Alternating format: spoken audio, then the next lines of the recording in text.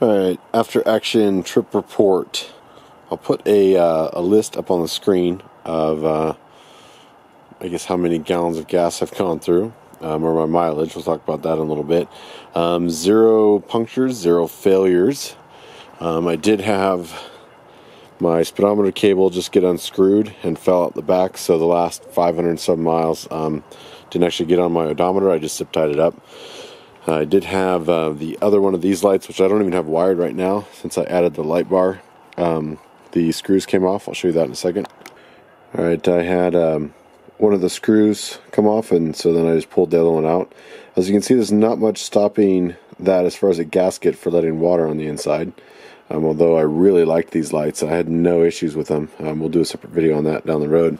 But yeah, I should have taken them off since I wasn't even using them. Did go through about a full can of the smaller of the Royal Purple. I picked that up actually when I was in British Columbia because I forgot to pack my was it Bel-Ray or something that I use around here. This is about half full, so I went through 1.5 of those over 3,600 miles. We'll talk about that at a later date, the oil usage on the KLR and what we're going to do to solve that. MIFOs are still holding up. This will be, I think, 6,000. I'll have to check my numbers. I think 6,000 miles on these so far. Still got tread left.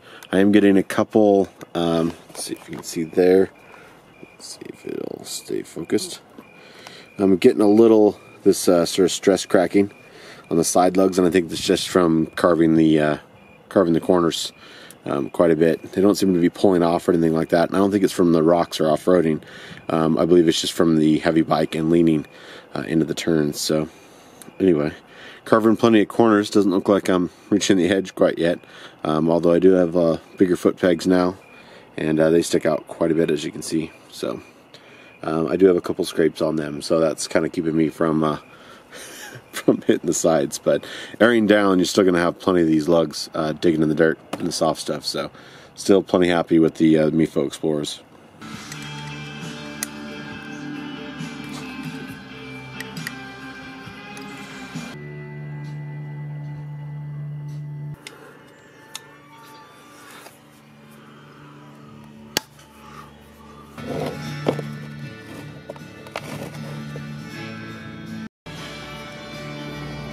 Alright, inspecting the plug here, there isn't any big metal, but it was kind of a thicker, I don't know if you can see that, it's almost like grease, like a metallic sludge that was around the magnetic tip there.